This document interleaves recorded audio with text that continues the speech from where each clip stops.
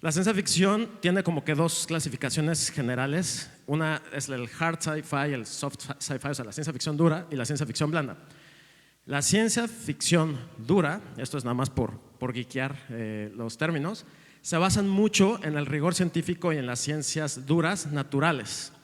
Ejemplo de esto sería, no sé si vieron The Martian, el marciano que salía, ok, ¿no? O sea, entendemos, hay una ciencia, vas al espacio, llegaste a Marte, ¿no? Y la ciencia ficción blanda se basa en las ciencias blandas, es decir, la sociología, ¿no? Las ciencias sociales, que van a ver quienes van a decir que eso no es ciencia, pero bueno, son las ciencias sociales. Ejemplo, la novela y luego película de Ready Player One, que habla sobre cómo estamos funcionando como sociedad adentro de este mundo virtual. Incluso ahorita la reciente de Duna, que bueno, es una novela muy vieja, El planeta de los simios, 1984, que no sé si saben de qué es esta de George Orwell, o hasta Frankenstein, porque Frankenstein, aunque tiene un rigor científico de cómo se crea este monstruo desde la ciencia, realmente habla de cómo la sociedad está tratando a este ser. Entonces se considera más por la parte sociológica. Algunos subgéneros de la ciencia ficción. El cyberpunk nace en los 80s, producto del crecimiento de las computadoras y los sistemas informáticos. Habla sobre distopias, cine negro, de una sociedad degenerada. Luego el post-cyberpunk, disculpa si podemos bajar un poquito. El post-cyberpunk nace en los 90s y tiene una visión más optimista sobre la tecnología. En los 90 salió Matrix. Y Matrix al final de la película 1, si consideramos esa como la única y buena y que debió existir y no más, tiene una visión optimista al final de la tecnología. Ahora, hay otra cosa que se llama el concepto ucronía. ¿La ucronía qué es? Es una narración que presenta una historia alternativa. ¿Qué hubiera pasado si hubiera ganado México la Segunda Guerra Mundial o una cosa así? Está basada en hechos históricos y se desarrolla con mucha rigurosidad y lógica. Todos hemos visto ese tipo de historias, ¿no? ¿Qué hubiera pasado si tal cosa?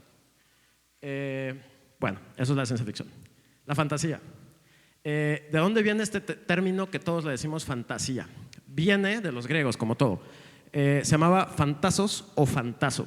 Este era uno de los tres Oniros, hijo de Hipnos. Se encargaba de los sueños en los que aparecían elementos inanimados de la naturaleza. Siempre que desde los griegos se soñaba algo que no existía en la naturaleza observable, ya se hablaba de algo fantástico. Lo cual, si lo pensamos, pues todos somos cineastas, todos soñamos. Ahí estamos viendo una película que nuestro propio cerebro crea. Entonces desde ahí decían, oye, eso que apareció una quimera, apareció un monstruo, apareció algo, y eso sabemos que no existe en la realidad, ya se le estaba llamando como algo fantástico. Géneros relacionados con la fantasía, de alguna manera para ir avanzando. Por ejemplo, la ciencia ficción fantástica. Star Wars es el gran ejemplo de esto, ¿sí? Star Wars es mucho más fantástico que ciencia, ¿no? Luego tenemos, por ejemplo, la fantasía oscura, que cruza el terror o el horror, que ahorita vamos a ver la diferencia entre esas dos, con la fantasía.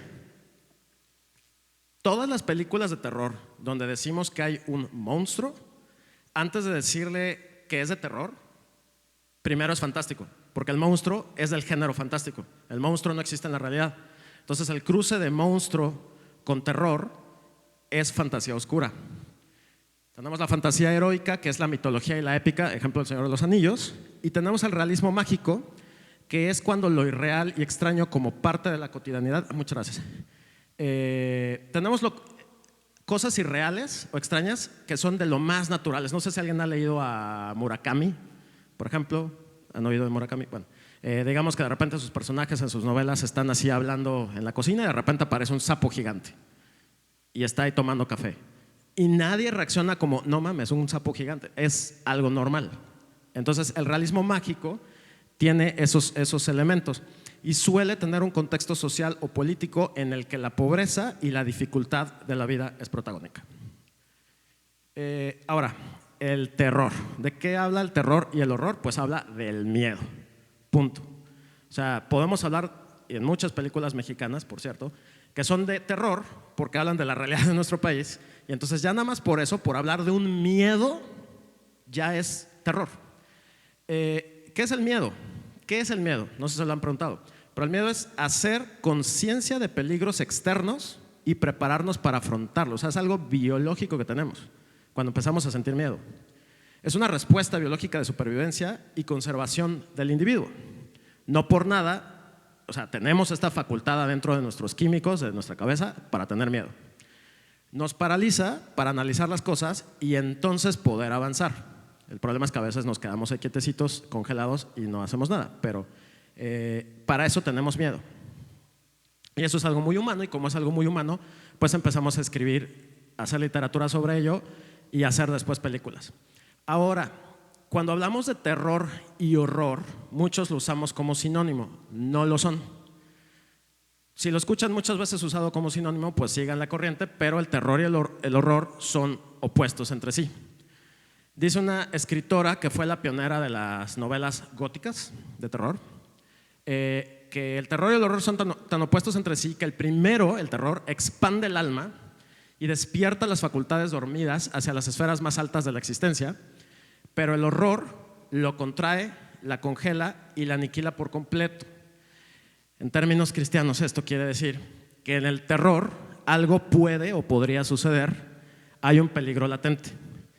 En el horror es cuando algo sucede. Muchas películas tienen muchos momentos de terror y de repente hay un momentito de horror, en el momento que algo se vuelve totalmente explícito, ¿sí? Como le llamamos a veces el payoff.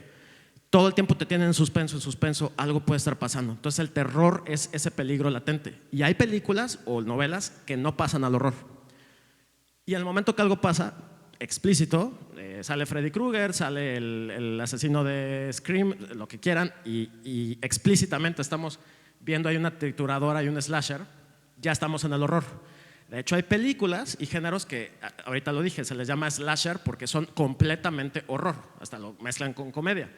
No sé si alguna vez vieron las películas de Sam Raimi, Evil Dead o este tipo de cosas, pero puedes mezclar el horror con la comedia y otros géneros. Pero es algo donde algo ya está sucediendo de una manera explícita. Entonces, como resumen de los géneros fantásticos, la ciencia ficción trata sobre la ciencia y tecnología, la fantasía habla sobre la magia, lo irreal, sobre seres infra o sobrehumanos. Por ejemplo, los superhéroes son sobrehumanos. Los superhéroes realmente son del género fantástico, aunque ahorita le quieran decir género de superhéroes. Y el terror habla sobre el miedo. Esto es así como que en resumen, porque todos hemos visto mezclas de estos. Por ejemplo, ¿cuál pensarían así de bote pronto? Espero que sí lo contesten. Una película que mezcla ciencia ficción y terror. Gracias, exacto. Alien es exactamente eso. Entonces empezamos a tener mezclas y mezclas de los géneros. Y pues siempre es para hacer estas preguntas. Ciencia ficción, ¿cuál es nuestra relación con la ciencia y la tecnología? La fantasía, ¿cuáles son nuestros monstruos y seres? Por cierto, la palabra monstruo etimológicamente quiere decir el que se transforma. Así, ¿no? ¿Leyeron alguna vez de la Metamorfosis de Kafka? Ok. Que por cierto, un dato muy interesante es que en ninguna parte de la novela dice que Gregorio se transforma en una cucaracha. Y todos socialmente asumimos que es una cucaracha. Pero en ninguna parte dice que es una cucaracha. Entonces eso dice algo de nosotros. Bueno, ¿cuál es nuestra magia? Y el terror, ¿cuáles son nuestros miedos? ¿Qué nos asusta? Y hay una exploración infinita de qué nos asusta. Por ejemplo, la película de Huesera habla sobre el miedo de ser madre, sobre la maternidad, que se las recomiendo. Y bueno, esto es así muy, muy básico, hablar tantito sobre el cine de género, porque pues ahorita voy a continuar hablando sobre cómo es hacer este tipo de género fantástico en México, con este cortometraje que acabamos de ver. Pero antes de pasar a eso, no sé si alguien quiere hacer alguna reflexión, algún comentario, alguna duda sobre estos tres géneros. Hola.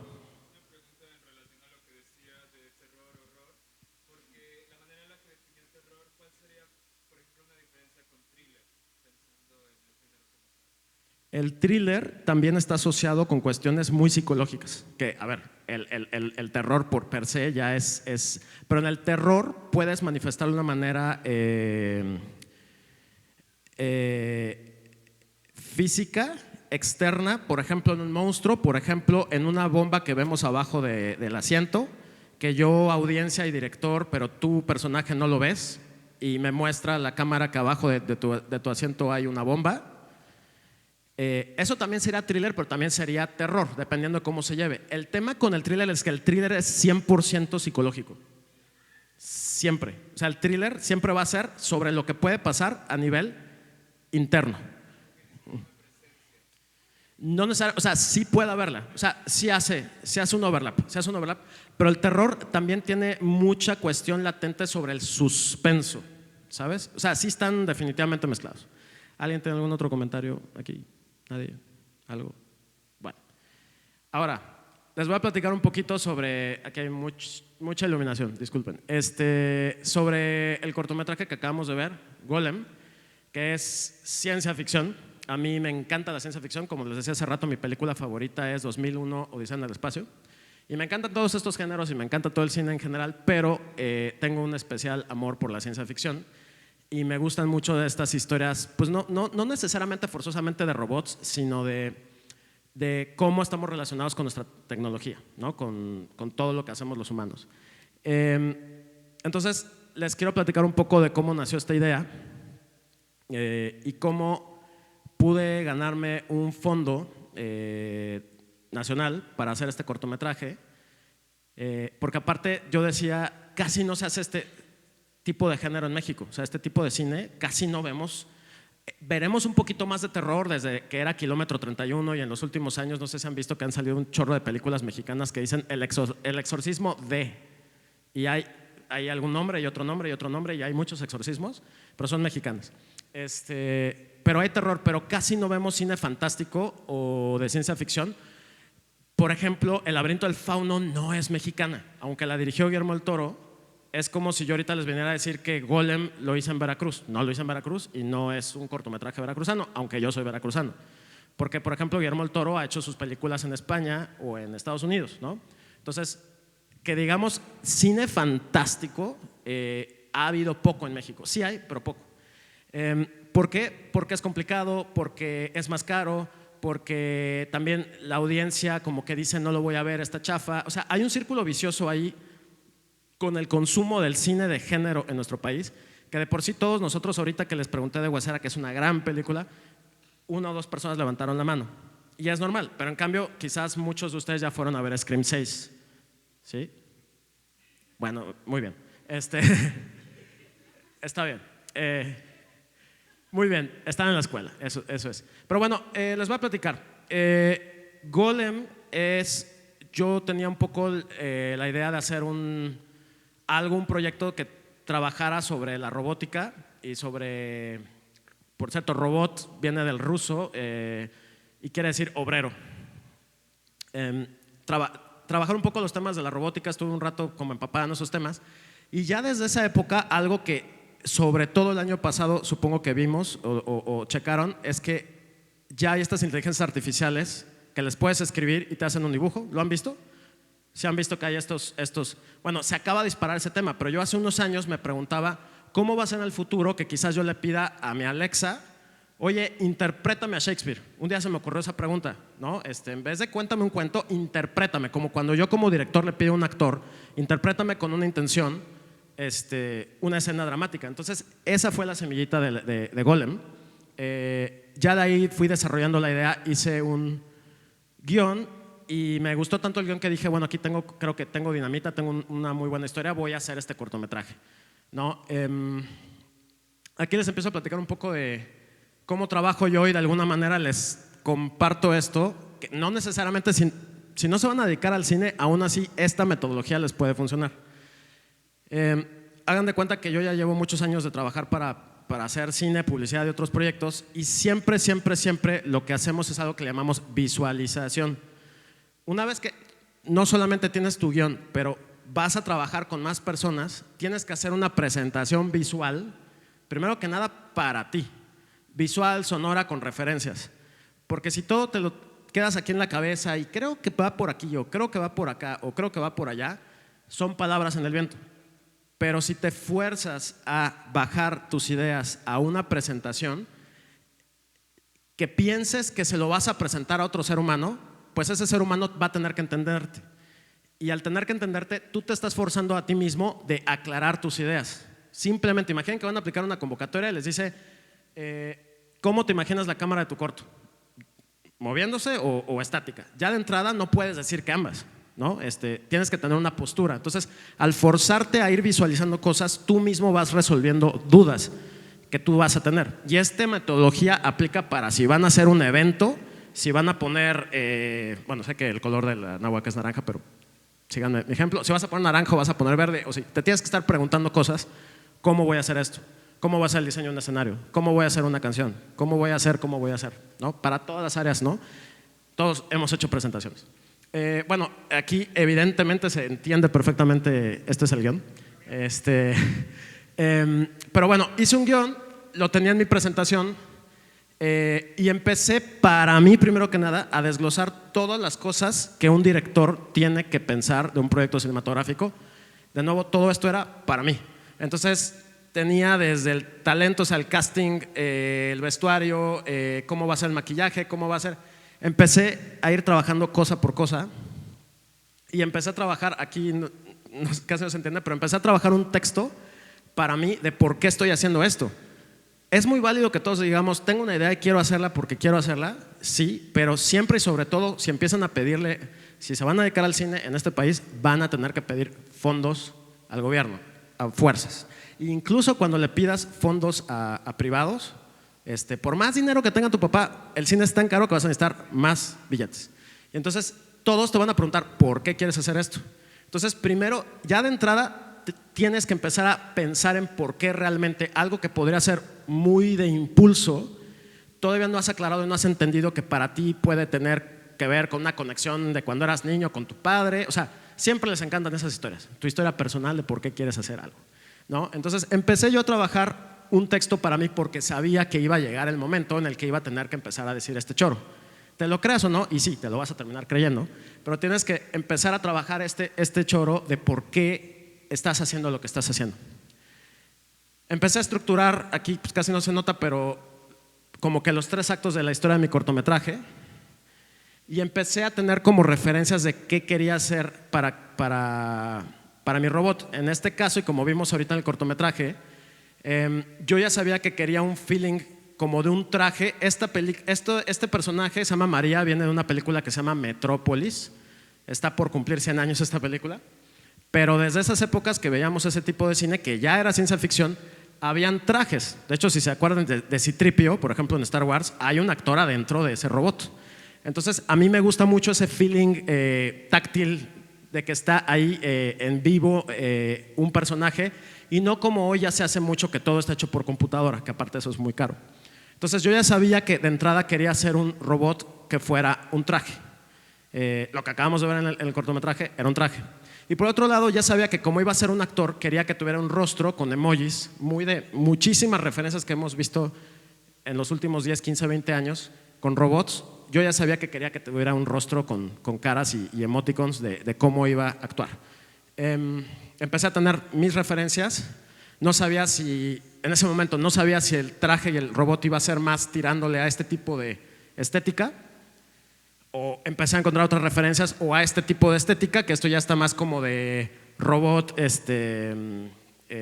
para guerra, vean el cuerpo, ¿no? O sea, pero que también tenía una pantalla en la cara.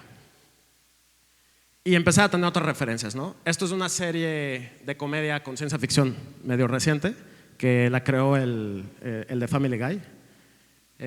Y esto, por ejemplo, esto es real. Empecé a tener referencias reales sobre cómo la robótica interactúa con los humanos. Entonces aquí el comentario breve que les doy es que actualmente la filosofía de la robótica, porque hay una corriente de ética robótica, dice que todos los robots que vayan a ser de servicio para algo humano, ejemplo, un mesero, ejemplo, hay en Japón robots tanatólogos, imagínense. ¿Saben lo que es la tanatología? Es el cuidado de la atención para la muerte, o para la enfermedad, en fin. Cuando vas a ser de psicólogo, cuando vas a dar un servicio humano, cuando vas a ser un cuidador, vas a ser un enfermero como robot, le ponen un rostro que interactúe, porque los humanos estamos hechos para interactuar con esto boquita y ojitos. ¿Sí? No sé si vieron una película que se llama Distrito 9. ¿Alguien la llegó a ver? District 9. Ok, cinéfilos. El director, hagan de cuenta que ahí hay unos aliens que parecen unas cucarachas y el director quería hacer a sus aliens más cucarachiles, más monstruosos y se dio cuenta que no podía porque los humanos no interactuábamos con eso. Entonces les dejó unos ojitos y unas boquitas más remisientes de lo humano, porque así sí empatizamos, esa es la palabra clave, con unos personajes que nos recuerden a lo humano, ¿no? Entonces, todo lo que es así va con ojitos, pero hoy muchos debemos de tener seguramente una Roomba, una aspiradora robot, y la aspiradora robot no requiere interactuar con nosotros, no tiene caritas ni ojitos, es un círculo ahí que está absorbiendo y va de aquí para allá. Entonces ese tipo de robots no necesitan una interfaz humanoide de carita para que creamos que nos está atendiendo un humano amable. En fin, entonces en base a todo esto seguí con más referencias. Empecé a preguntarme cómo iba a ser el traje del robot y en ese momento yo todavía no había pensado en aplicar al fondo del Instituto Mexicano de Cinematografía, porque también tenía como este miedo, fíjense, hablando de miedos, de que nunca premian este tipo de proyectos, siempre tenemos, y a ver, yo defiendo esto, lo que voy a decir a continuación, el cine mexicano en su mayoría o van a ver películas de comedia de Derbez, comedias románticas, o van a ver en el otro extremo cine muy social, mucho de la realidad cruel, cruda que vivimos en este país, y en medio casi no hay nada. ¿Sí? ¿Cuándo vieron la última película de thriller policíaco mexicana? Pues, ¿quién sabe cuándo lo hicieron? Lo hicieron hace creo que 8 años, 9 años. Hay muy poco de cine de géneros. Normalmente tenemos estos dos extremos. Entonces yo tenía como que ahí el miedo de, bueno, no me lo voy a ganar porque no sé qué. Luego sí lo hice y sí me lo gané. Pero en ese momento dije, ¿cómo voy a hacer yo mi corto con mis 2 pesos? Y dije, voy a hacer un traje con materiales tipo cosplay. ¿Todos saben lo que es el cosplay? Ok, voy a hacer un traje mucho más barato y desde ahí pensé, le voy a poner un iPad a la cara y desde ahí empecé a tener una idea que en un momento voy a explorar más, les voy a platicar, pero dije, voy a ponerle un iPad y voy a hacer algo más como de aluminio, muy antiguo y voy a filmar mi corto en blanco y negro. Entonces empecé a explorar mucho los temas de las cajas, empecé a explorar como esta estética más de disfraz de Halloween y empecé a tener más referencias. En fin, me voy adelantando un poco. También algo desde esa época, cuando hagan una historia, les recomiendo desde antes de empezar hablando con las demás personas, hagan un mapa emocional. Aquí no se entiende nada de lo que dicen, disculpe, pero hagan de cuenta que aquí tengo toda la historia desglosada y empecé a preguntarme qué quiero que se sienta en esta escena o cómo me quiero sentir yo en esta escena. Y empecé a marcarlo por colores y por códigos y eso de alguna manera les empieza a dar claridad de dónde viene la historia y a dónde va emocionalmente. Empecé a decidir una estética de blanco y negro. Fíjense, ustedes ya vieron ahorita el resultado final que está lleno de color, pero en ese momento yo pensé, si lo voy a hacer con pocos recursos, el blanco y negro de alguna manera, aparte de que puede ser muy contrastado y muy estético, el blanco y negro unifica cosas falsas y verdaderas. Así viene desde la época, esto es una película de 1920 y tantos que se llama Viaje a la Luna, donde pues teníamos si han visto a veces esta imagen, es una luna con un traje, con una persona, es una máscara, ¿no? Pero como que en el blanco y negro como que se unifican todas las cosas, lo falso y lo real. Y de alguna manera estaba pensando en eso y dije, perfecto, como va a ser un cortometraje sobre rostros, el rostro humano y el rostro del robot, porque son actores, vamos a hacerlo en blanco y negro. Y empecé a desarrollar esta teoría y la propuesta de la iluminación, en fin. Desde ese momento yo ya estaba pensando en que iba a haber una gran fuente de luz que iba a bañar e iluminar a nuestro protagonista robot que está como iluminándose y empezando a desarrollar propiedades de imaginación y de creación en su cabeza. Entonces siempre tuve estas referencias. Ahorita que vieron el corto vieron que esto sigue ahí, de otra manera, pero ahí sigue. Y bueno, yo tenía esto para mí, poco a poco empecé a platicar con mis amigos y mi equipo y me convencieron de aplicar al IMCINE. El IMCINE es el Instituto Mexicano de Cinematografía que cada enero abre muchas convocatorias, entre ellas unas convocatorias para hacer cortometrajes y me convencieron de aplicar. Yo para mi suerte ya llevaba varios años de dirigir publicidad y si algún día alguno de ustedes se dedica a hacer publicidad, les cuento, van a tener que supervenderse con una super presentación. Entonces ya tenía un poquito desarrollado este músculo de hacer de explicarme muy bien y de una manera muy contundente. Y entonces desarrollé una carpeta, según lo que te piden, que dije, esto está muy sólido, está muy bien, y lo metí a concursar. Donde te piden un texto de director, que le llamamos planteamiento cinematográfico, que tiene pues el choro de por qué estás haciendo lo que estás haciendo, quiénes son tus personajes, qué representa cada quien, cuál es el tono que quieres llevar. Y desde aquí empecé a venderles algo que ahora les platico a continuación. Desde aquí yo seguía trabajando con la idea de vamos a hacer el traje al robot con elementos de fácil acceso tipo cosplay, cajas y viejos pedazos de computadoras viejas. O sea, no sé si han visto estos CPUs viejos noventeros y monitores viejos, pero desde ahí yo ya tenía la idea de que, como por otro lado a mí me encantan los videojuegos y conozco un poco de este mundo, iba a crear un videojuego para controlar la pantalla, el iPad.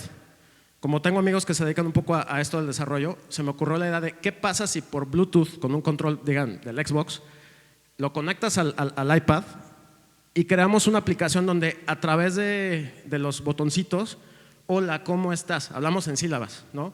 Vayan cambiando las boquitas y los sticks, las palanquitas, sean como un círculo cromático de emociones, donde para un lado eran emociones más felices y para otro lado eran emociones más tristes o enojadas o sentimientos más negativos. Y de alguna manera empezamos a trabajar en un concepto de que creamos un videojuego del rostro, de los emojis del robot. Y ahorita les voy a contar más cómo terminó siendo esto. En cualquier carpeta que apliquen les van a pedir muchas cosas, entre ellas algo que se llama plan de rodaje, que es básicamente desglosar las secuencias y la historia de su película por cómo la vas a filmar, en qué orden. Aquí no se entiende, pero aquí dice End of Shooting Day 1, o sea, cuántos días vas a filmar y qué vas a filmar. Quieren ver que tú ya sepas y estés listísimo para filmar mañana, si hoy te doy el dinero. Y muchas veces les paso el tip, si no lo saben, invéntenlo. O sea, si de repente tienen dudas, háganme creer, si yo fuera el jurado, que lo tienes clarísimo. Mucho el trabajo de dirección a veces es ir construyendo el barco mientras ya saliste a navegar con toda la gente ahí. Entonces, a veces es un poco eso, hay de todo, pero sí, tienes que tener más o menos claro. Bueno, propuesta de locaciones, donde me imaginé que iba a filmar. Para empezar, cuando ya filmamos el cortometraje fue en el primer año de la pandemia, lo filmamos en 2020. Entonces, todas las locaciones que yo quería, donde yo quería filmar originalmente, estaban cerrados por la pandemia, ¿no? Tuve que ir a otro teatro que últimamente, en mi opinión, terminó siendo el mejor. O sea, fue una cosa de destino, pero donde originalmente yo quería filmar no se pudo. Te van a pedir una propuesta de reparto, también tip, si no conocen actores, si no tienen un tip, creen un mood, una propuesta. Búsquense películas, cortos, cosas mexicanas y pónganlo, porque el jurado va a decir, ah, mira qué padre. No van a preguntarse si la persona ya firmó contigo, ¿sí? Simplemente les estás dando la idea de que ya lo tienes resuelto. Ese es un tip. Ya después, si te ganas el fondo, ya te pones a buscar a ver quién va a ser tu personaje. Te piden un presupuesto que amarra en este caso al dinero que te están ofreciendo según la convocatoria para la que apliquen. Y te piden algo que le llamamos cronograma, que supongo que esto lo han visto y lo han hecho en la carrera alguna vez, algo como esto. Esto parecerá horrible, pero les juro que en cualquier cosa que hagan, y si van a emprender ustedes cosas por ustedes mismos, hagan cronogramas, les van a salvar la vida. Y aquí pues tenemos todos los procesos desglosados por meses, semanas y por lógica, por cierto. Tiene que ser lógico, porque si no, pues no vamos a llegar a ningún lado. En fin, metimos todo esto que les mostré al Instituto Mexicano de Cinematografía y para nuestra suerte y nuestro agrado, pues nos ganamos el fondo. Y entonces pues ya empezamos ahora sí a trabajar en serio en cómo íbamos a hacer este cortometraje. Por ahí de julio o agosto del 2020, que era cuando empezó a reactivarse un poco la industria en la Ciudad de México, porque antes, todos los meses anteriores, todo era muerte y destrucción. De los sketches y cosas que les enseñé antes eran los primeros exploraciones que yo hice sobre el personaje, pero aquí es cuando ya empecé a trabajar con mi equipo de diseño de producción, ya tenía gente contratada, ¿no? Por ejemplo, este sketch, o sea, yo ya sabía de alguna manera que quería que tuviera una pantalla como vertical, el robot, pero el diseñador de producción se le ocurrió hacer algo distinto y empezó a explorar esto. Luego, otra persona que fue el otro diseñador, también constructor y es un artista que esculpe y hace mil cosas, hizo una exploración que igual no se entiende, pero esto está muy de película de terror. O sea, este golem de aquí, pero para mí estaba muy padre fomentar de que aunque yo ya sabía que quería algo tierno y más por acá, yo les dije, oigan, dense para donde quieras, ¿no? Y entonces, por ejemplo, de esta exploración salieron un tipo de garritas de manitas y una antenita que aquí casi no se nota, pero este golem fue el primer golem que tuvo una antenita. Nos encantó la antenita y ya de ahí todos los demás diseños empezaron a tener antenitas. Entonces a veces también les digo algo, hagan en lo que sea que vayan a hacer, sea creativo, sea cinematográfico, sea lo que sea, permítanse dudar. Y si dijiste, ya sé que lo quiero naranja, aún así échate para atrás y saca el carro antes de que te lo compres en la agencia. Ahora llévate el carro a pasearlo a la playa, a pasearlo a la montaña, exploren otras cosas y regresen y digan, no, sí quiero este Jeep porque yo voy a la montaña y chido, pero permítanse explorar otras cosas. Eso está muy padre, sobre todo en las cosas creativas, porque de repente algo que creías tener muy seguro, ahora podrías entrar en la duda, que es muy sana la duda, ¿no? Y decir, voy por otro lado. En fin, a partir de ahí empezamos a explorar lo que llamamos paleta de color, porque, eso es cierto, de que íbamos a hacerlo en blanco y negro, mis dos brazos, mi brazo derecho y brazo izquierdo como director en el cine son el director de fotografía o el cinefotógrafo y el director de arte. Si no saben qué quiere decir eso, el director de arte se encarga de todo lo que es tangible en el cine. ¿Qué es tangible? O sea, abajo de él va a tener al vestuarista, al que hace el vestuario, al que hace el mueble, al que hace el set. Todo lo que es físicamente tangible le corresponde diseñar al director de arte, con toda una serie de preguntas y cuestionamientos de qué estilo y qué quiere decir esto y qué quiere decir lo otro. Todo lo que es intangible, la luz, la iluminación, la óptica, si está más deformado, si está más claro, viene del director de fotografía. ¿Cuáles son los encuadres? ¿Cuál es el movimiento de la cámara? ¿Cuál es la propuesta visual? Ahí le corresponde al director de fotografía. Entonces, esos son los dos brazos de cualquier director, que muchas veces si ustedes hacen cortos, ustedes mismos están fungiendo como esos papeles, ¿no? Y está bueno, pero ya cuando empiezas a trabajar más profesionalmente tienes a estas dos personas. Entonces, yo estaba casadísimo con hacer esto en blanco y negro y de repente me dijeron, güey, tienes tanto para explorar con el color, la neta, ahora ya tenemos más recursos.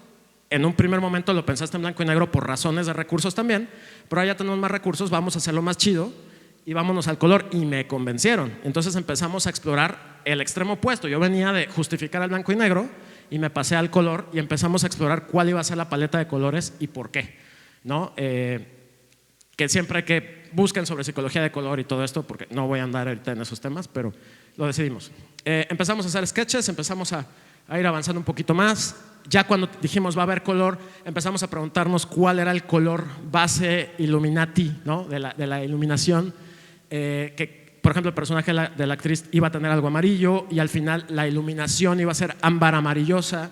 Empezamos a trabajar mucho sobre los colores y empezamos también a diseñar nuestro videojuego de caritas, que empezamos a hacer un sketch sobre cómo se iba a jugar. No sé si aquí hay gente gamer, pero pues esto es un control.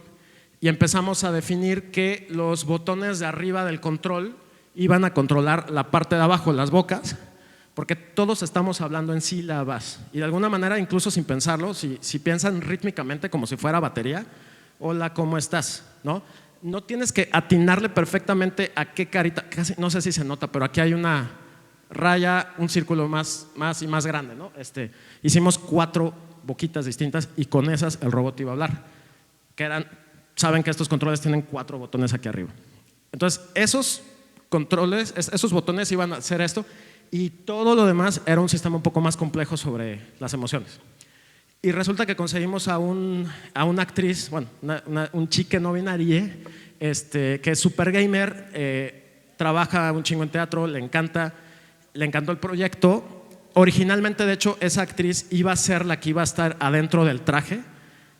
Porque para esto, Golem está interpretado por 2 actores simultáneamente. Así como en estas películas de los 80s y hasta incluso ahorita, Baby Yoda es un puppet. Y hay alguien que está controlando las orejas y hay alguien que está controlando los ojos. Y entonces tienes a 3 o 4 intérpretes que simultáneamente están dándole vida a un monito, a un personaje. Entonces, aquí lo que tuvimos es que tuvimos un actor adentro del traje y un segundo actor simultáneamente usando este control, que en este caso ya fue esta chica que se llama Isaí. Y Isa tenía el micrófono, o sea, a la hora de filmar, obviamente junto a la cámara, ahorita van a ver fotos, Isa estaba aquí con el control de Xbox usando la carita de Golem, y aparte adentro estaba un amigo desde la universidad, fíjense, yo estudié en la FACICO, en la Universidad Veracruzana, y un amigo de ahí vino para acá a interpretar, a meterse en una chinga espantosa de estar adentro de este traje, pero lo hizo increíble, que se llama Crisóforo, y lo queremos mucho, y tú lo conoces. Entonces, simultáneamente tenemos dos personajes haciendo a Golem. Aquí ya fue un poco el desarrollo de cómo fuimos haciendo la estética de los emojis. Y acá ya está como el proceso de la construcción del traje, cómo íbamos a empezar a hacer el traje, con qué tipo de piezas, porque todo lo que vieron es desarmable por secciones, no es como que te lo pones de jalón, sino todo va por pequeñas secciones, quitándose y poniéndose. Y también si algún día hacen alguna locura como estas, háganla, va a estar chido. Por favor, piensen en que la gente tiene que ir al baño. Entonces, por ejemplo, esta parte la diseñamos para ser muy fácilmente de quitar y poder ir a hacer ambas necesidades, no solo una. Y, por ejemplo, ahorita van a ver otras fotos, pero diseñamos que la pantalla y la cara iba a tener un mecanismo que se levanta para que fácilmente pudiera beber agua, pudiera hablar, mentarnos la madre, todo lo que nos quisiera decir el actor adentro del traje. Aquí empezamos a prototipar el primer día con una caja, y poco a poco empezamos a conseguir viejos monitores, viejas piezas de computadora. La gente de diseño de arte hizo un modelo tridimensional del traje, que de ahí agarramos cada parte y la separamos y la pusimos en un plano bidimensional, o sea, y los imprimimos, y a partir de esto, que es de tamaño real, empezamos a crear cada pieza y recortarla en base a la referencia que hicimos en un diseño. Esto es como muy arquitectónico. Y ya poco a poco fuimos construyendo cada parte por separado, empezar a artearlo. Aquí ya, como les digo, aquí está el casco que se abre la parte de arriba, y aquí ya pues ya estábamos empezando a tener ensayos con los actores, aunque el traje no estaba terminado, ¿no? Empezamos a ver el diseño de vestuario. Al principio el personaje de Cristina tiene ahí como una máscara que en ese momento nos influenció muchísimo, que todos vivíamos con máscaras, ¿no? Porque en esa primera escena ella realmente iba a estar fumando, iba a tener como un ataque de asma, iba a fumar, iba a sacar un, ¿cómo se llama? Eso, ¿no? No sé, esa cosa, nebulizador. Pero de ahí empezamos a evolucionar, a llevarlo a contar un poquito del mundo de afuera. Afuera la gente no puede respirar, y se nos hizo como un poquito congruente de que al principio ella, el personaje de ella, no pudiera respirar, y al final el robot va a estar emulando que respira, que está inhalando y exhalando, ¿no? Entonces ahí es como un pequeño hilo temático que nosotros lo sabemos, no es necesario hacerlo súper obvio, pero nosotros tenemos esos temas por ahí que lo reflexionamos. En fin, empezamos a diseñar el vestuario. Ahí está acompañando Sopa, que es ese perro también vestido. Y empezamos a hacer pruebas. Algo muy importante, si pueden, aunque no tengan la cámara non plus ultra con la que van a poder filmar, pero si pueden hacerlo con la cámara que van a filmar, hagan algo que se llama pruebas de cámara. Las pruebas de cámara se hacen por varios sentidos. Primero que nada, para ver a tu actor enfrente de la cámara, ya con un poco de iluminación cinematográfica, o sea, darle una onda. Hacer pruebas de maquillaje, y mientras tienes su maquillaje, la actriz o tus actores pueden actuar un poquito en distintos tonos. Les puedes pedir y lo grabas. Hoy es facilísimo hasta con el iPhone. Y puedes sentir, oye, hazlo más arriba, más exagerado, más sobrio, y tú puedes ir descubriendo como cositas. No te tienes que esperar a llegar al día de la filmación sin haber hecho pruebas de esto, porque hoy tenemos tantas herramientas digitales que sería muy suicida llegar y no haber pensado en estas cosas. Entonces empezamos a hacer pruebas de cámara sobre maquillaje, sobre el vestuario, etcétera.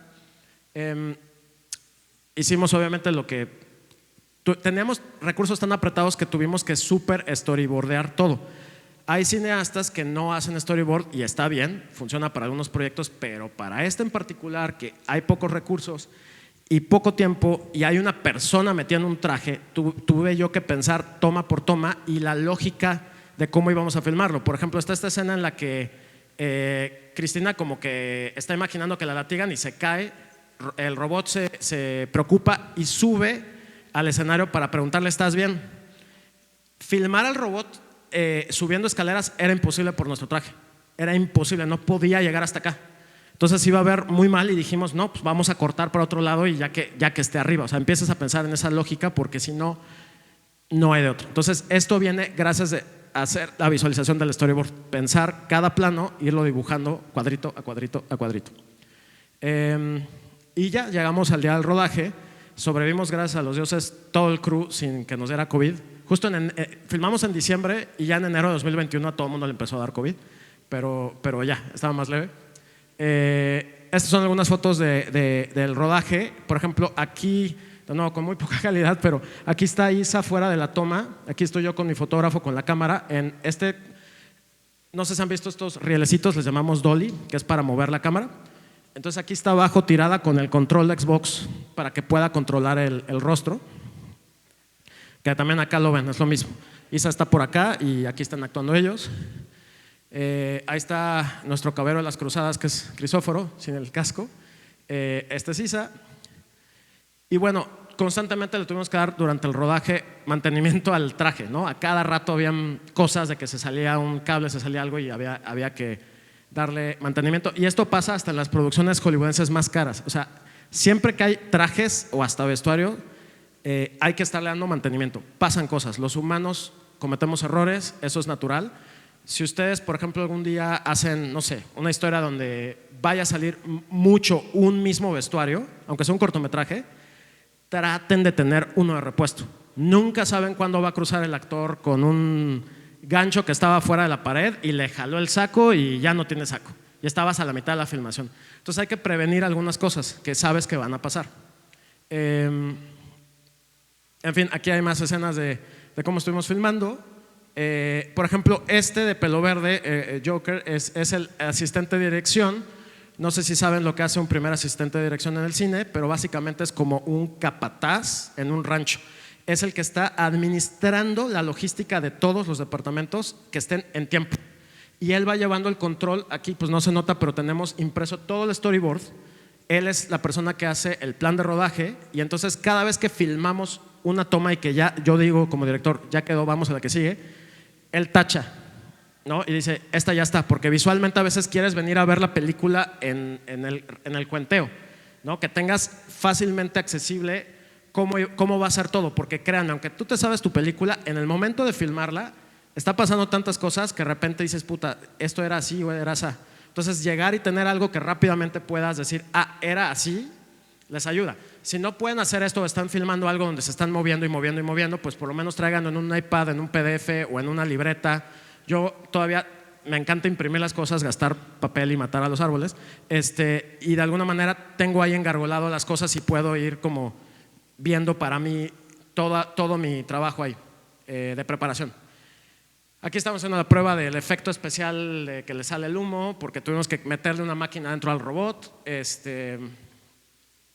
Y aquí ya, este es el póster de la película, este es parte del crew de la filmación, de cómo fue todo el proceso, y este es un fotograma, y creo que ya, eso es todo. Es que me fui muy rápido porque no sé cómo vamos de tiempo y me gustaría que podamos platicar un poco.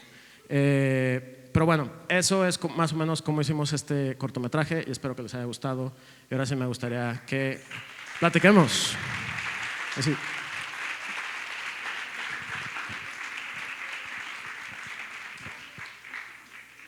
¿Alguien gusta comentar algo? Hola, ¿cómo te llamas? Sol. Un momento, por favor.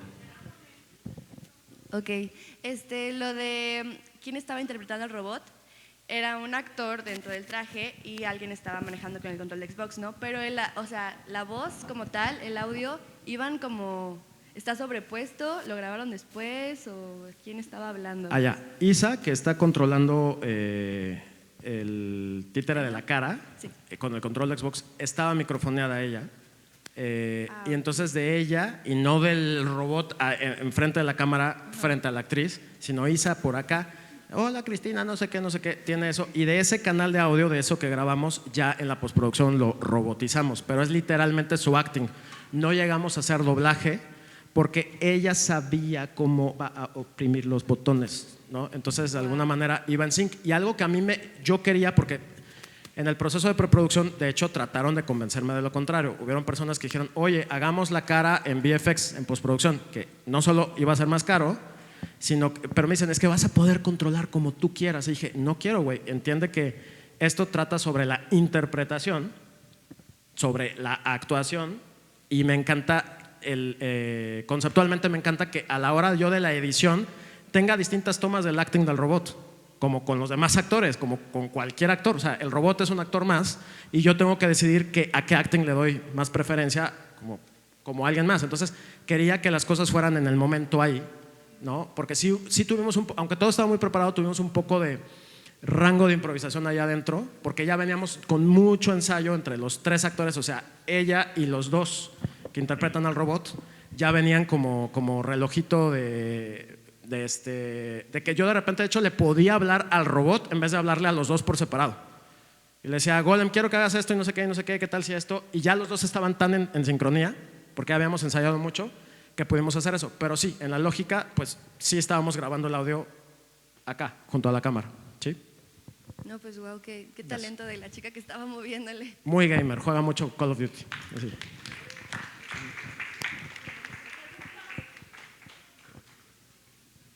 A la 1, a las 2. Hola. Hola, ¿cómo te llamas? Max. Hola, Max. Yo tengo una pregunta sobre el programa que utilizaste para la robotización del rostro. Bueno, nos comentaste que esto te lo hizo una compañera, una amiga.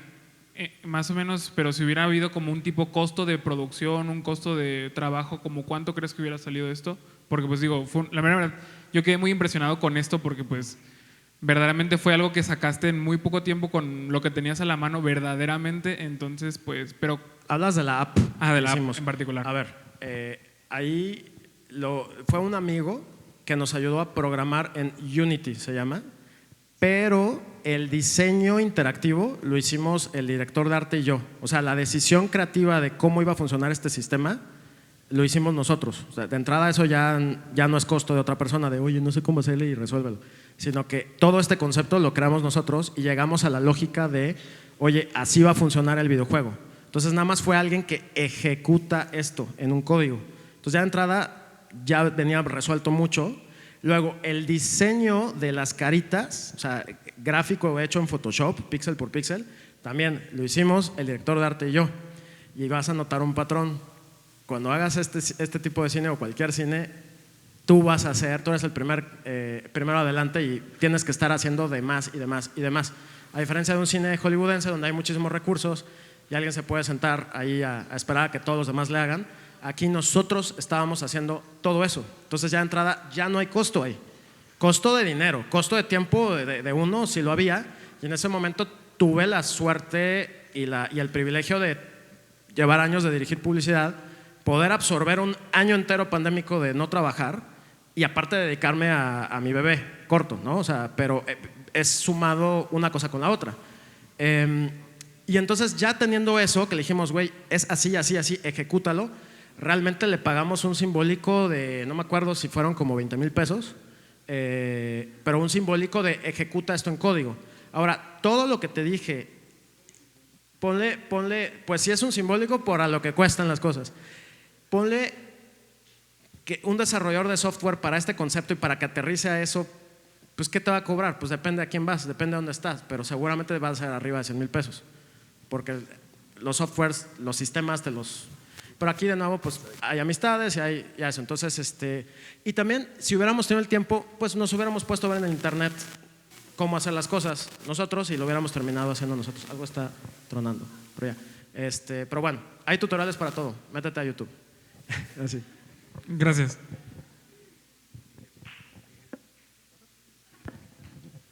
Aplauso muerto. ¿Hay alguien más que quiera platicar algo? Acá. Hola, buenos días. Bueno, primero yo tengo dos preguntas.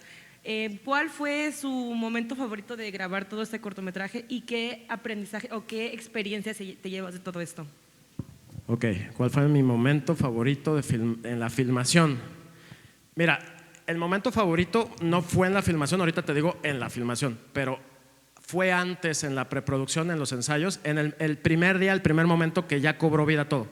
O sea, que después de estar separando y tener el sistema por separado y que lo estábamos empezando a tener, pero habían problemas con el programa, pero, o sea, el primer momento en el que ya los dos actores se volvieron uno y ya estaban practicando el monólogo del final, y entonces ya el actor Golem, hecho de la fusión de estos dos actores, empezó a buscar en su trabajo actoral cómo iba a ser este monólogo del final, ¿sabes? Porque empezamos a buscar y a buscar. Entonces ese es mi momento favorito absolutamente, porque la primera vez que empezó ya estábamos viendo ahí enfrente de nosotros un robot, ¿no? Así vivo, actuando. Entonces ese es nuestro momento favorito de todos los que estábamos ahí. En el rodaje fue un accidente, un happy accident, que alguien que no voy a nombrar borró sin querer una tarjeta. Y entonces, pero llevábamos una secuencia filmada, o sea, no llevábamos muchas, acabamos de cambiarle a la cámara la tarjeta, que son unas tarjetas grandes, y de repente me dicen, güey, acaba de ver este pedo, y entonces en lo que reseteamos las cosas para volver a hacer esa secuencia, tuve tantito tiempo, que es cuando le está enseñando ella a él los pasos de imítame, imítame, imítame, antes de que llegaran a las caritas, a feliz, feliz, triste, triste. Y de repente descubrimos que podíamos hacer esta como danza que hacen en un momento, y ahí encontramos eso, ahí decidimos que íbamos a poner la cámara moviéndose, y entonces todavía cambiamos el emplazamiento, o sea, cambiamos algunas ideas ahí. Y entonces nos gustó más de que la cámara de alguna manera va hacia el espejo, al que luego la cámara se vuelve un punto de vista desde el espejo. Y fue un accidente a partir de que alguien borró una tarjeta. Y ese momento, como veníamos tan planeados, no había mucho espacio para improvisar, y descubrir algo así en el momento fue pues muy mágico. Entonces ese también es mi momento favorito. Y me preguntaste otra cosa. ¿Qué aprendí? Una vez que hicimos un videoclip para una banda, que les dije a todos, va a ser algo muy sencillo, van a ser nada más 2 actores. Hicimos un concepto tipo Adán y Eva, entonces eran 2 actores desnudos, porque el concepto era el primer hombre conoce a la primera mujer, y nos fuimos a filmar a Iztaccíhuatl, o sea, a la montaña, a la nieve, y va a estar sencillo. O sea, lo que aprendí es que yo siempre le digo a mi gente que vamos a hacer algo muy sencillo y termina siendo la cosa más complicada. Entonces, y en esto creo que aprendí que dentro de lo complicado logramos hacerlo muy llevable y muy familiar entre todos. O sea, yo en este proyecto lo que más aprendí fue a decir que no, todavía no lo tenía bien trabajado, ¿sabes? O sea, a decirle a personas cercanas no a esto. De repente, de hecho, no conté esa parte, pero tuve que cambiar un actor, que era, antes de ser el actor que de adentro del cuerpo había otro actor que no estaba dando el vuelo, y era también amigo y todo, y tuve que llegar con el hacha. O sea, entonces algo que aprendí mucho fue a decir que no, porque yo soy muy empático, yo soy muy de te cuido y te quiero y todo, y hay otros directores que les vale, ¿sabes? Pero para mí fue como en este proceso logré encontrar un punto medio porque siempre hay que ser empáticos y siempre no hay que ser, por favor, si algún día dirigen o ya han dirigido, no se crean nunca esta verticalidad heteropatriarcal de yo el director o yo la directora, y ustedes hagan, no, o sea, como le explicaba hace rato a Max, nosotros éramos los primeros ahí, enfrente, diseñando, dibujando, haciendo, ¿no? Entonces eso, una vez un maestro cineasta también me dijo, tú tienes que ser el primero en la camioneta. O sea, normalmente en un proyecto de cine llega una camioneta por ti y en la noche te regresa. Entonces tienes que ser el primero en la camioneta, no llegar como rockstar ya cuando todos llegaron, sino ser el primero que está ahí, porque de alguna manera todos, y sobre todo si ahorita empiezan a hacer proyectos chiquitos ustedes, si ustedes no son los primeros que notemos los demás que te vas a aventar al lodo por tu propia película, o sea, si tú no lo haces por tu película, ¿por qué lo voy a hacer yo? ¿Por qué me pides que yo me meta ahí al charco y tú estés aquí echado, ¿no? Entonces es eso. Okay. ¿Alguien más? Allá.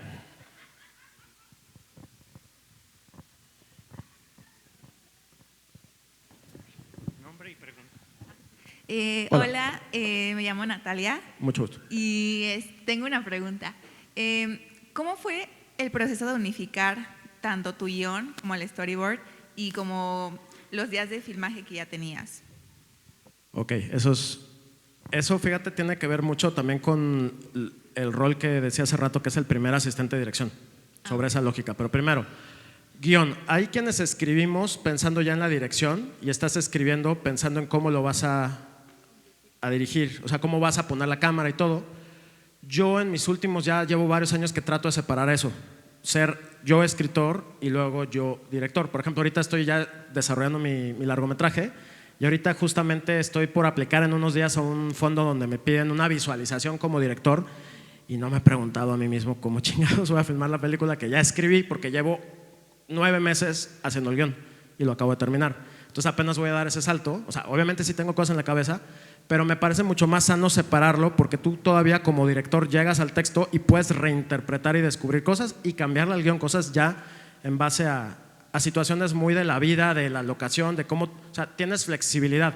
Piensa un poquito en el jazz, ¿no? El jazz es música que ya está escrita, pero justo la idea es que a partir de eso puedas hacer esto, salirte y regresar.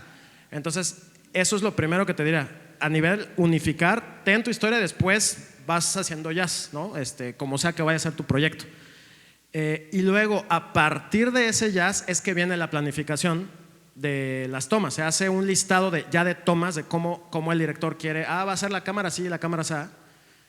Y muchas veces, y sobre todo en el cine mexicano, pasa que no tienes tanto tiempo. Entonces tienes que pensar en menos tomas. Y dice esa frase, menos es más. Entonces, ¿cómo con menos cuento más? Entonces te forzas a decir, si pongo la cámara allá, pero la pongo acá, tal, tal o tal, ¿no? Te empiezas a decidir. Y una vez que tomas las decisiones de cómo son las tomas, ya con esta persona que es el primer asistente de dirección, se ponen en tiritas, como hace rato les puse este ejemplo de las tiritas, y piensas, oye, para esta toma nos va a llevar tanto tiempo poner la cámara, tanto tiempo esto, tanto tiempo esto, tanto. Entonces, para esta toma hay 40 minutos y se le pone 40. Y entonces empiezas a jugar con las tiritas de en qué orden y en qué lógica. Todo el tiempo filmamos en desorden. De hecho, lo que más solemos favorecer es a la luz. Hagan de cuenta ustedes, si algún día juegan con luces grandes, cuando hay una conversación entre dos personajes que le llamamos plano contra plano, no sé si han visto esto en la carrera, pero estás hablando con alguien, iluminas para un lado y luego iluminas para el otro, para otro personaje. Entonces, primero vas a filmar todas las tomas que van para un lado, aunque estén fuera de desorden, y eso para los actores es un reto también, tienes que saber meterlos, y luego filmas para el otro lado. Entonces eso se ve desde este momento con el asistente de dirección, en el que vas llevando esa lógica de los tiros de cámara. Vamos a jugar para allá, vamos a jugar para allá, vamos a jugar para allá, y así va, ¿no? Y cuando vas a filmar en el exterior, con el sol, con el güero que le decimos, sigues el orden del sol, ¿no? Por ejemplo, ¿saben lo que es la hora mágica? Todos aquí saben lo que es la hora mágica. Es la hora en la que es muy romántico. Bueno, en la hora mágica, si vas a filmar un amanecer, siempre puedes filmarlo en el amanecer o en el atardecer, suponiendo que el sol, no te importa en qué lado del sol se está metiendo o está saliendo el sol. Y siempre tu plano abierto, vamos a decir el money shot así más abierto, en la mañana es el primero y en la tarde es el último, porque la calidad de la luz va cambiando en esos 15, 20 minutos.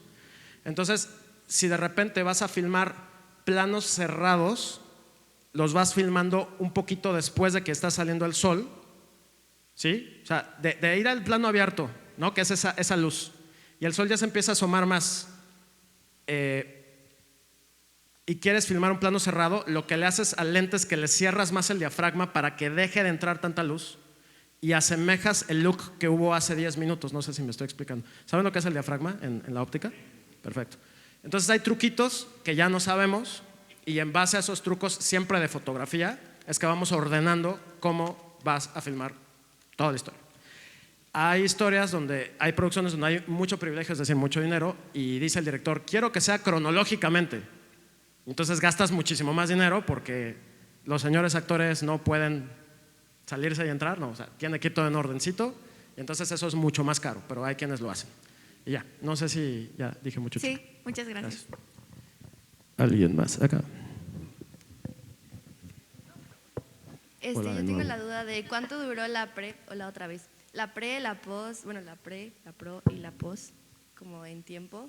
La preproducción de esto duró, bueno, siempre estás en preproducción, desde el día que empiezas a crear en tu cabeza, pero normalmente le llamamos ahora a esto, son 5 etapas, ahorita te respondo más. Desarrollo, preproducción, producción, postproducción y exhibición, ¿no? Ahorita estamos en la parte de la exhibición. Desarrollo es como antes de lo que les dije de la carpeta de IMCINE, toda la presentación primera que hice para mí, eso es desarrollo porque no sabes si te vas a tardar 1 mes, 5 meses, 8 años, pero estás en ese eterno vaivén para ti y para tu gente. Eso duró unos meses. Luego empezó la pandemia, nos ganamos el fondo y realmente la preproducción, ya con dinero, empezó en agosto del 2020. El 1 de agosto de 2020. Y por muchas cosas también de tiempo de hacer el traje que nos estábamos tardando, hasta el día que filmamos por ahí del 5 de diciembre. O sea, 5 meses. Diario trabajo, diario todo el día. Porque hacer esa cosa nos llevó, yo me puse con el equipo, con los chicos allá a serruchar y a trabajar y a estar todos los días a orquear, como le digo, como orco. ¿Te acuerdas de los orcos? Sí. También le digo orquear a ir a cierto tipo de rave a bailar, pero sí, como orco. Todos los días estábamos trabajando en el traje, nos llevó mucho tiempo y simultáneamente trabajar buscar los teatros que estaban cerrados. Estar viendo lo de la programación, o sea, fueron muchas cositas. Filmamos hasta diciembre, el rodaje duró 5 días, o sea, fue muy poco. Y la postproducción duró como 4 meses, más o menos. Entonces, sí, lleva un rato. Gracias. Sí. Allá hay preguntas. Allá tenemos un nuevo punto rating por acá. Así.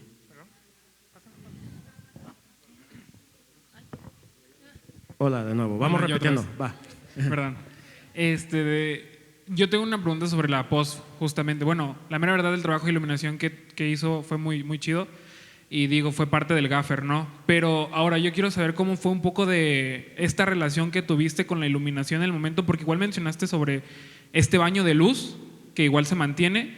¿Cómo fue la relación entre la iluminación, obviamente con el trabajo del gaffer y todo ese rollo en set, pero con la post, un poco de corrección y todo ese rollo con post para darle el toque narrativo? Porque digo, la saturación está muy chida, entonces pues prácticamente toda la iluminación es narrativa, vaya. A ver, primero que nada es con el director de fotografía antes de con el gaffer, porque el gaffer trabaja para el director de fotografía. Sí, después de pues, entender y trabajar todo lo que queríamos, ¿no? Y de nuevo el baño de luz, como dices, te puedo decir que en nuestro caso y el fotógrafo con el trabajo que es un querido amigo, él suele ser mucho de tratar lo más que se pueda que en la realidad ya esté pasando el look que queremos y que en la corrección de color no sea algo de cambiar monstruosamente las cosas, sino ya nada más meterles una subidita de volumen.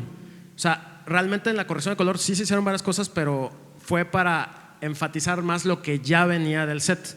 O sea, esto, por ejemplo, ya habíamos pensado que queríamos una luz roja acá y que queríamos una luz azul acá. O sea, todo eso ya venía trabajadísimo, ¿sí? Y sí, a ver, quien ejecuta a nivel de iluminación es el gaffer, pero el fotógrafo ya pensó en esta locura. Entre otras 20,000 cosas que tiene que pensar un fotógrafo. Pero bueno, mi trabajo con eso es meramente creativo, preguntándote qué sensación quiero evocar, por qué y por qué lo vamos a ejecutar de tal manera. Que si ahorita te lo explicara no importa, porque esto es subjetivo. Cada quien lo va a sentir a su propia manera y lo va a apropiar a su propia manera. Pero para nosotros fue como por ejemplo, muy consciente, con la excepción de estos azules del mundo de afuera, es que adentro no hay absolutamente nada azul que no sean estos ojitos. Entonces está súper pensado eso, que todo lo demás iba a estar en esta paleta de colores que les presenté hace rato, que eran ocres, amarillos y rojos, ¿sí? Porque tenía que ver mucho con el Renacimiento. Estábamos yéndonos a esa época y a los chiaroscuros y Caravaggio y todo este tipo de…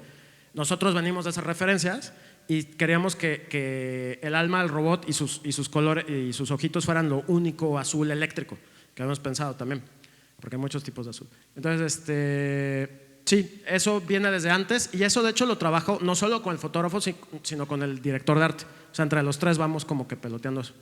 ¿Va? Gracias. ¿A ti? Ya hay más preguntas.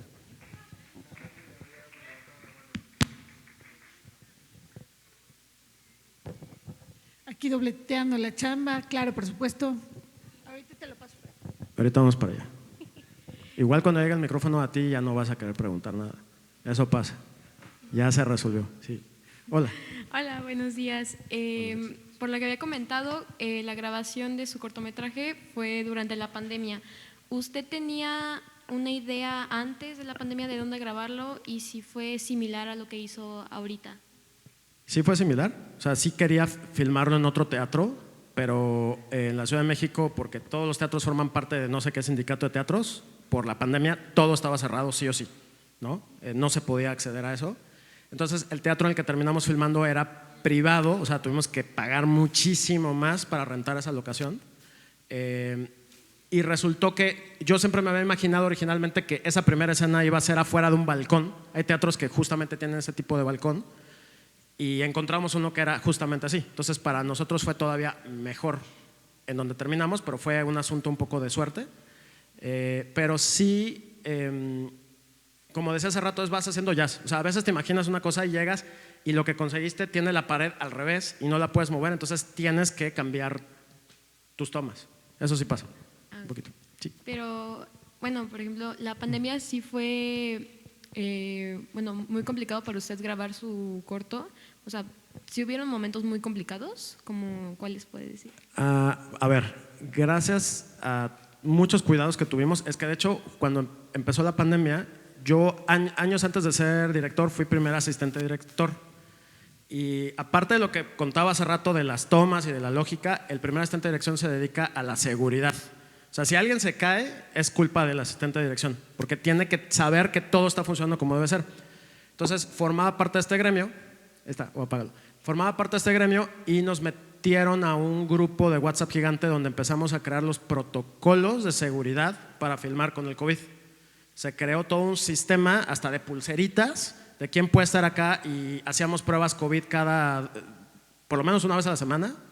Se empezó a gastar mucho dinero en pruebas COVID. Habían, sobre todo en producciones grandes, se crearon sistemas en donde encerrabas a los actores en hoteles y no los dejaban salir. Era así muy distópico, muy de la pandemia. Se aseguraban de que no interactuaran con otros, más que con los que ya saben que no tienen COVID porque se están haciendo pruebas, que son los otros actores. Se permitía que solamente ellos trabajaran entre ellos. En nuestro caso, que no teníamos tantos recursos, sí estábamos haciendo pruebas COVID, sí estábamos teniendo mucho cuidado con los cubrebocas y entonces sí fue un poco jugársela hasta cierto punto, porque aún así la gente iba al Oxxo o iba al súper, pero seguíamos haciendo pruebas semanales. De ahí tuvimos suerte de que todos en nuestro crew, nadie se había contagiado y nadie salió contagiado en nuestra filmación. Incluso luego hicimos una fiesta, que es muy importante hacer una fiesta de rap, así le decimos, porque es muy bueno para que toda la buena vibra siga. Porque muchas veces en los rodajes, por cierto, no sé si les ha pasado en sus trabajos escolares, se mentan la madre entre unos y otros y se odian. Entonces es muy importante que cuando terminen de filmar, váyanse por unos tragos para que todo quede limado, porque es lo más normal empezar a decirnos de qué nos vamos a morir durante un trabajo así. Pero bueno, fuera de eso, sí nos cuidamos mucho con estos protocolos y pues nos adaptamos, ¿no? Ya estuvimos filmando 2 años más con esos protocolos. Ahorita ya estamos todos aquí en beso de 100, pero todavía hace unos años, el año pasado, todo fue con mucho protocolo. Por favor, vamos a la pregunta que desde hace rato está esperando. Estoy esperando. Gracias. ¿Cómo te llamas? Me llamo Oscar. Hola, Oscar. Hola. Bueno, mi pregunta va ligada con varias cosas. Unas cosas ya las dijiste, otras pues tengo duda.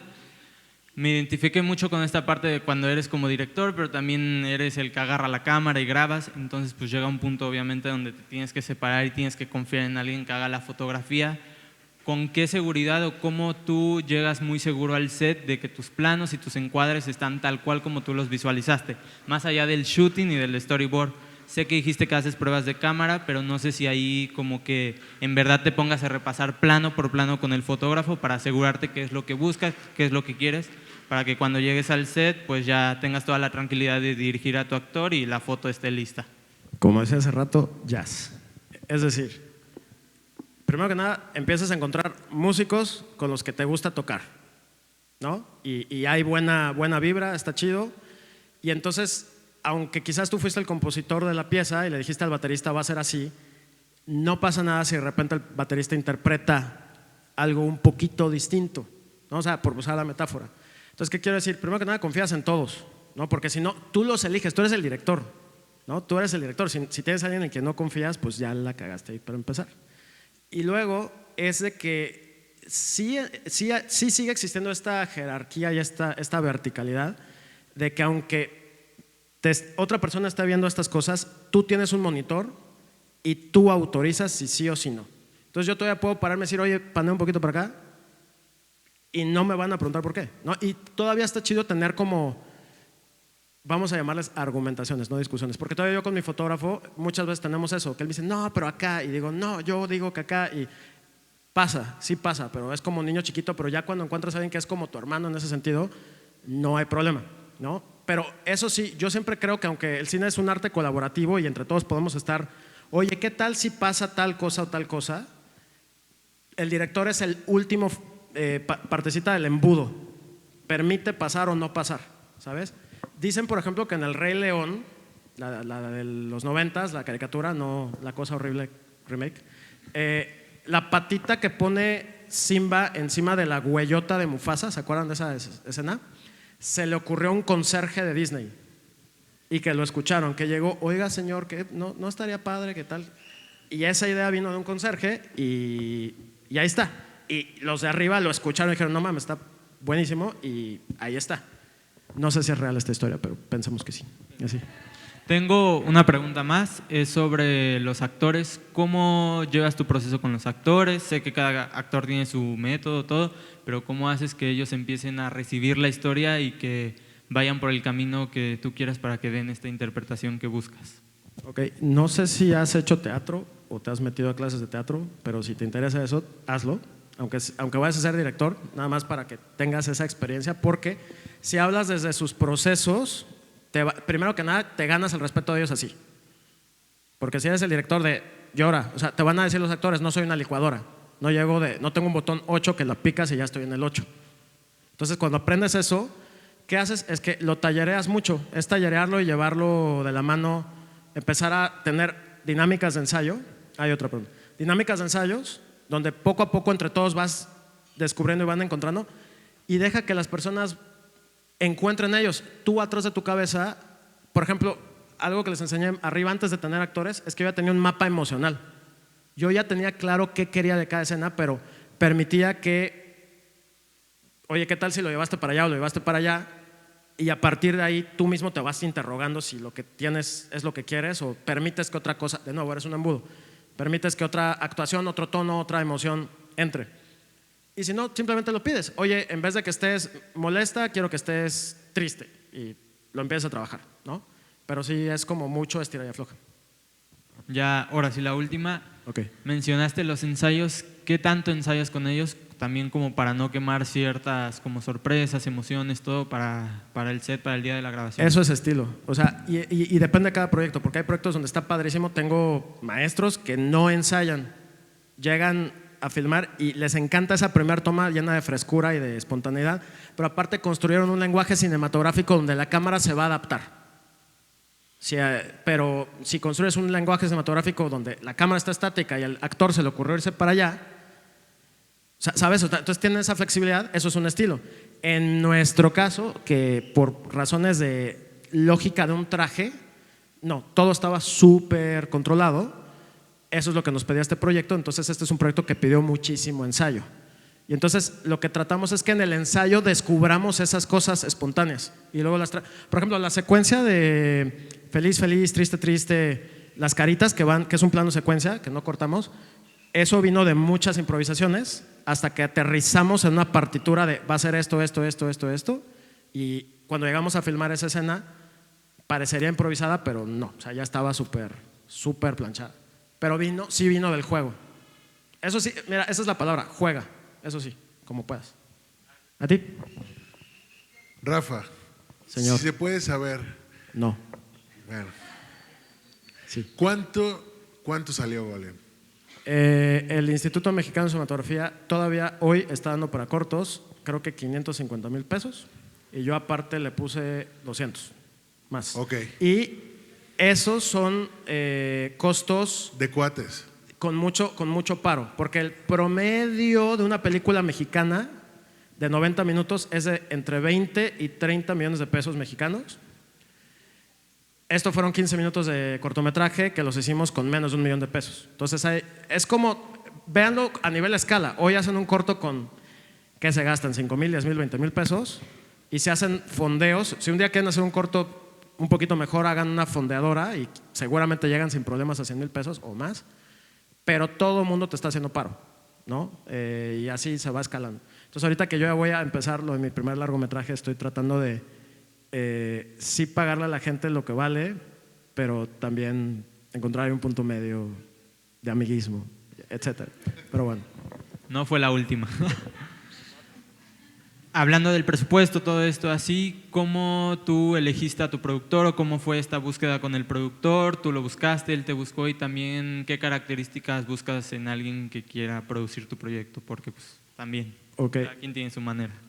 Antes de responder eso, te cuento algo que es tip, así. Cuando hagan un proyecto, ustedes son los primeros productores. Nunca se vayan a comprar este coso de yo soy el director y otra persona me produce. Qué bueno que encuentren a esa persona, pero si va a ser tu bebé, tu hijo, tú eres el primer productor. Tú tienes que ver todos los presupuestos, tú tienes que ver los números, tú tienes que entender todo eso.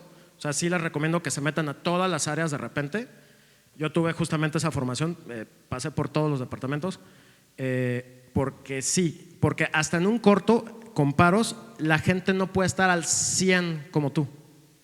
Entonces todos en algún momento, sea uno o sea otra, no va a estar al 100 como tú. Y si alguien está al 100 como tú, pues qué privilegio tiene. Pero la gente normal no va a poder. Entonces lo primero es eso, ¿no? Porque yo he visto muchos casos donde de verdad hay un director que se cree Dios y que tal haga esto y ni siquiera se meten a ver qué hizo el otro. Como decías hace rato, oye, ¿cómo sabes que van a estar bien los planos con el fotógrafo? Pues imagínate con un productor. Imagínate que tú ahorras, o tu papá, o te tardaste mucho pero conseguiste 100,000 pesos y viene tu mejor amigo y te dice yo te lo produzco y nunca le cuestionas qué está haciendo. Y es tu dinero. O sea, tú eres el primer productor siempre. Entonces, respondiendo a eso, ya le dije a una amiga que llevamos años de trabajar, que ella es productora, ella ha hecho películas, ya hemos trabajado en mucha publicidad.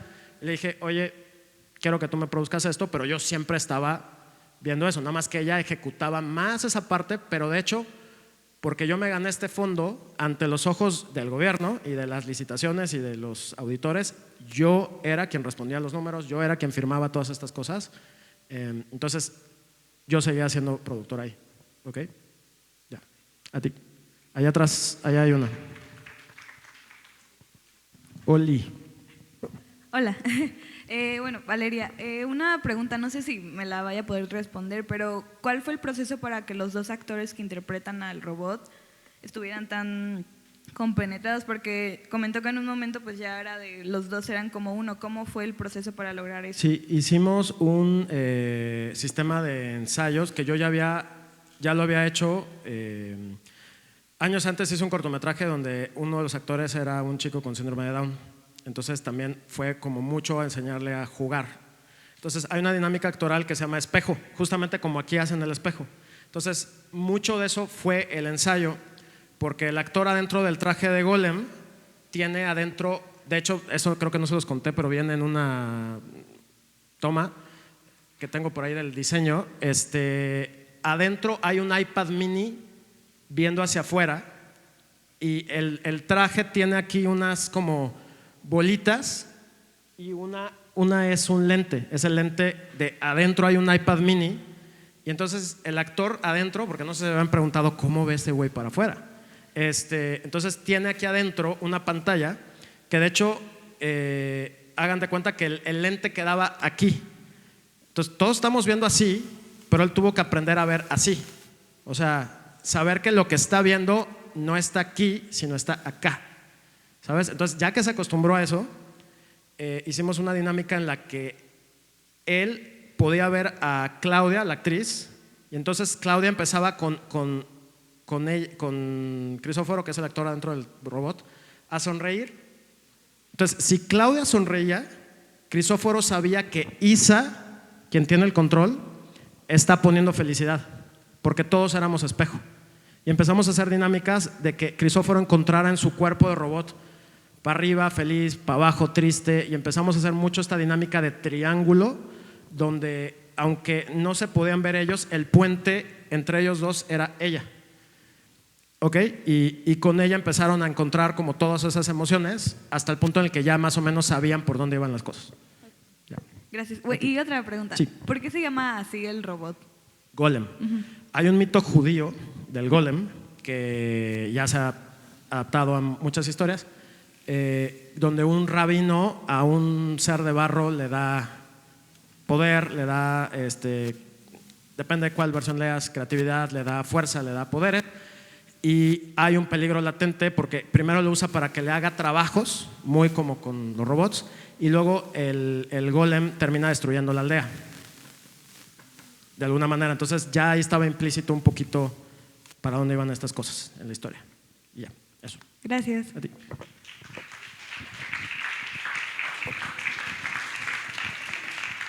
¿Hay más? ¿O ya? ¿O ya? ¿Ya no? Por fin. Sí. Sí. Ya para que tomemos agua. Sí, ya, ahora sí, ya para gracias. finalizar, maestro Macazaga, primero que nada por parte de la Universidad de Anáhuac, como por parte de toda la organización de Cortos en Corto, le queremos dar este reconocimiento, Gracias. pues por no solo ser parte de la décima edición, exacto, sino también pues por brindarnos todo su conocimiento y experiencia, y pues muchísimas gracias. Gracias a ustedes por la invitación y muchas gracias a ustedes, chicos. Espero aplausos. Qué raro que yo me robe el micro, ¿verdad? Rafa, muchísimas gracias. La verdad, como verás, tú sabes que en comunicación habemos muchos perfiles, hay muchos chicos muy interesados que están casi tomando nota, y espero que lo hayan hecho porque toda la información estuvo súper valiosa. Y bueno, pues este es uno de muchos proyectos que seguramente vendrán en el futuro. Te agradecemos haber compartido con nosotros y nos vemos al ratito. Sí, al ratito. Por supuesto. Seguimos. Va el aviso patronal. Quienes tengan clases de inglés, por favor, y de humanidades, ya saben que nosotros no se cancelan. Sí, no. ¿No? No, pásenme el dato para que yo mande el justificante. Y nos vemos a las 12:30 en el Central Media para el Masterclass. Si pueden, regístrese y nos vemos al ratito. Vean Huesera, por favor. Adiós. Sí, Huesera, sí, está muy bueno.